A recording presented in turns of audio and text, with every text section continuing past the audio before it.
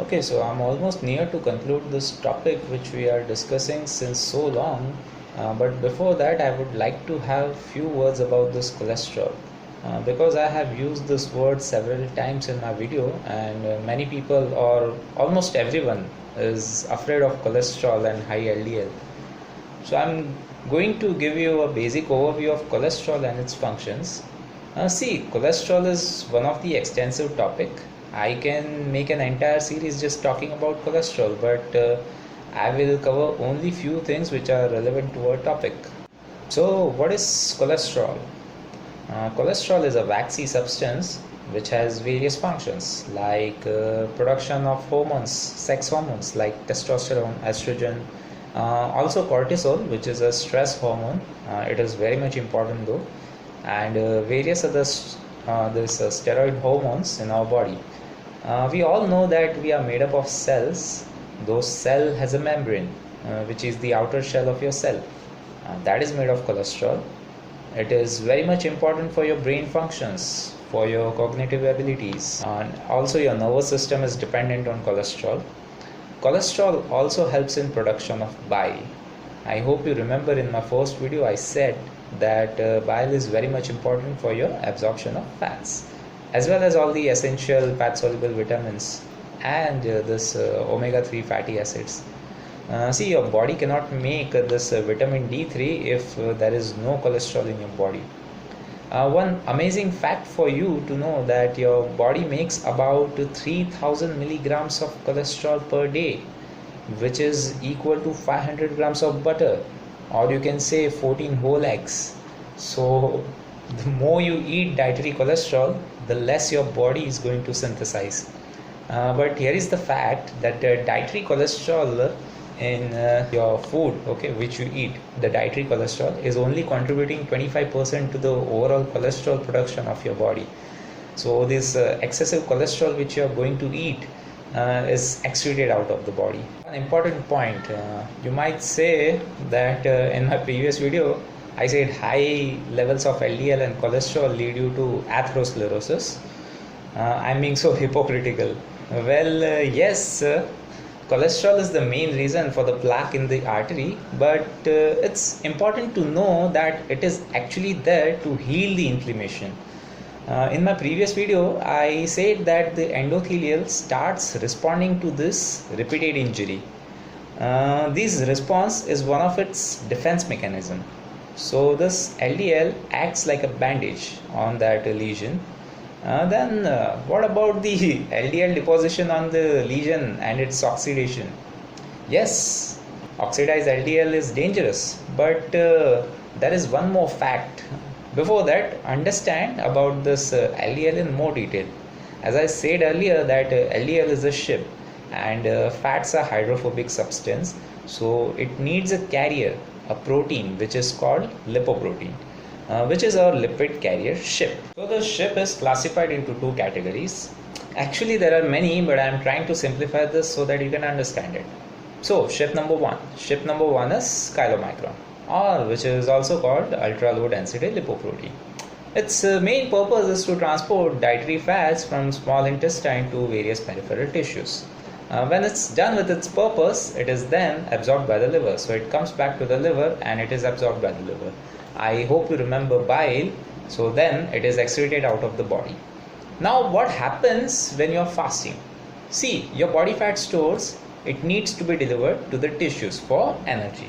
So here the liver comes in action and releases ship number 2, which is LDL. Well, it is actually called VLDL, but for the simplification I'm using this term LDL, low density lipoprotein. Okay, these LDL ship will take your stored fats to various tissues. Also, this LDL has many other roles. As I said that there are fat soluble vitamins, so these vitamins are also the passengers of LDL ship. One of the vitamin, which is called vitamin E, is an antioxidant. This plays a role in neutralizing pathogens, which means viruses and bacteria, as well as free radicals, which are responsible for oxidation of LDL.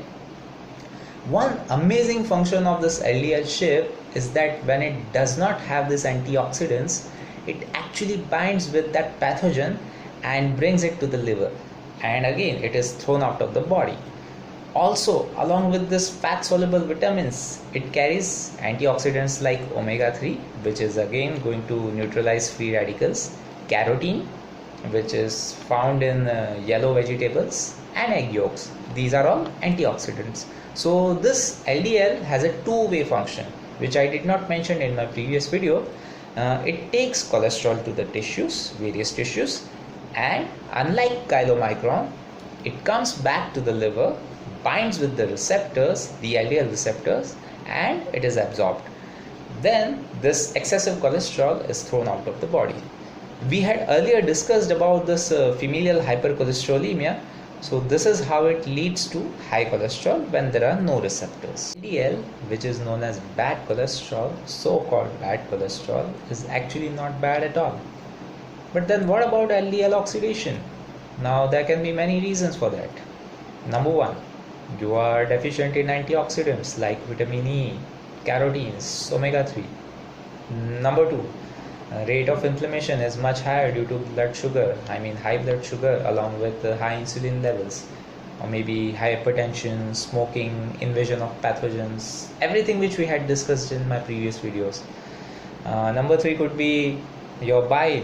It could be dysfunctional, hence excessive cholesterol is not being excreted. And number four is familial hypercholesterolemia, means more cholesterol in your blood, as you know, but it's a congenital condition. Number five, you might be shocked, but you are not consuming enough fats.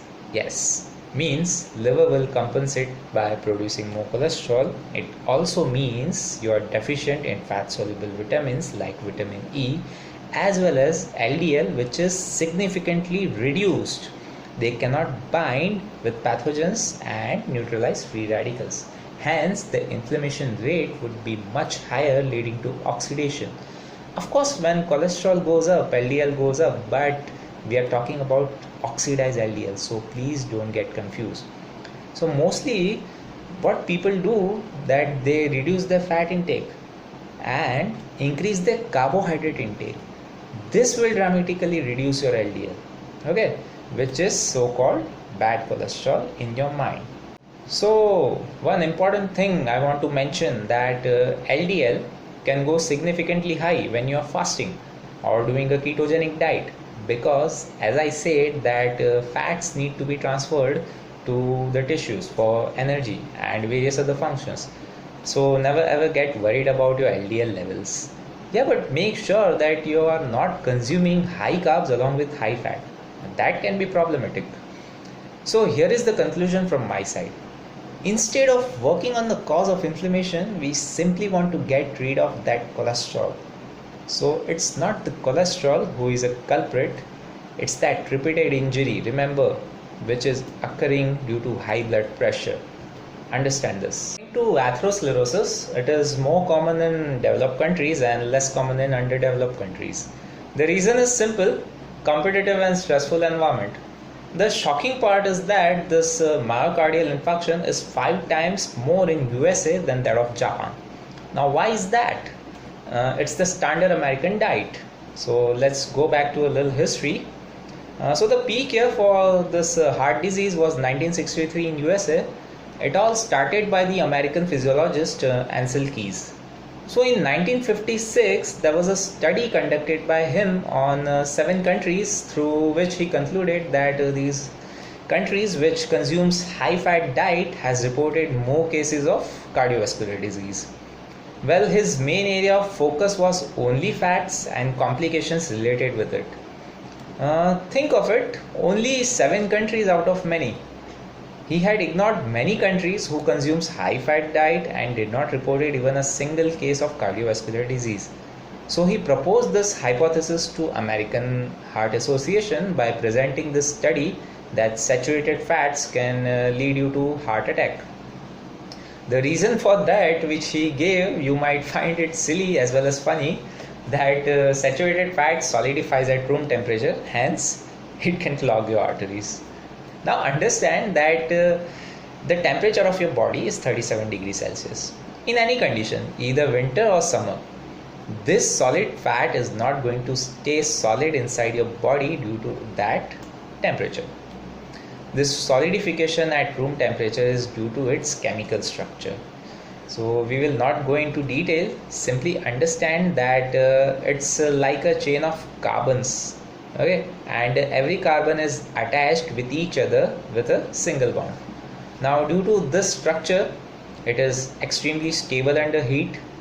It has the highest smoking point, thus it does not turn rancid, which means it does not oxidize under high heat. Actually, that's the best thing about saturated fats. Anyways, Ansel Keys managed to convince the American Heart Association, and they published a new dietary guidelines for the people in which they recommended to avoid the consumption of dietary fats, especially saturated fats. In fact, the data says that before Ansel Keys proposed this new dietary guidelines for the people of America, people were actually healthy. They used to have eggs and bacon in their breakfast, but when he finally convinced to the American Heart Association that saturated fats, which is rich in cholesterol, is bad for you, the USDA modified their food pyramid guide and included 60% grains in their pyramid, and the fat was decreased to only 10% of their daily intake. So this companies like cornflakes had a good business opportunity. So people, instead of having their traditional eggs and bacon breakfast, started having cornflakes, breads, and all products made of almost grains. Surprisingly, the cases of coronary artery disease shoot up after that change. Talking about the current situation, they have now accepted that saturated fats are not bad for your health. In fact, it is one of the healthiest fats you can eat as per many researches and studies done since last decade. But unfortunately, we have not yet upgraded ourselves and still following their old dietary guidelines. See, now in my first video, I said that more than 50% of the Western population is suffering from this problem, and now it is rapidly rising in India. It's because what we have done is we are simply following their dietary guidelines. And it's true. The food pyramid guide, the dietary guidelines in our nutrition textbooks, which were taught by our teachers to us in school, colleges, and various other institutions, is the same as that of USA. That's the reason I took reference from the American Heart Association, because we are actually influenced by them. I mean, whatever comes from USA, we simply implement it in our country, even in our lifestyle, without even using our brain. So we Indians, please don't mind, we Indians, especially the modern young population, is so much influenced by these Americans that whatever they do, we simply follow them without even knowing what is the fact behind it. This is a kind of an inferior complexity disorder in all of us, which must be cured. As I said in one of my previous video, that no matter how hard I try to become like them, I cannot leave my culture behind. It's impossible. The food as per my culture is the best thing I can have. Our culture never said that ghee or makhan is bad for you. Also, I would like to mention, it's unfortunate that people from South India are now afraid to have their coconut oil due to saturated fat content in it. And now they are putting that beneficial oil on their head instead of eating it.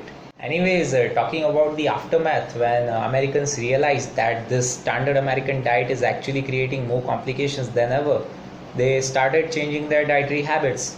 And after that, there was a 70% decrease in death related with stroke and 50% decrease in death related with myocardial infarction. So this increased their life expectancy by 3 years per person. But the sad part is that all those products like breakfast cereals, cornflakes are now dumped in India. And one more thing I want to tell you, that I feel really sad when I visit to a departmental store and I find all the shelves filled with sugar coated biscuits, cold drinks, noodles, chips, cereals. The list is long.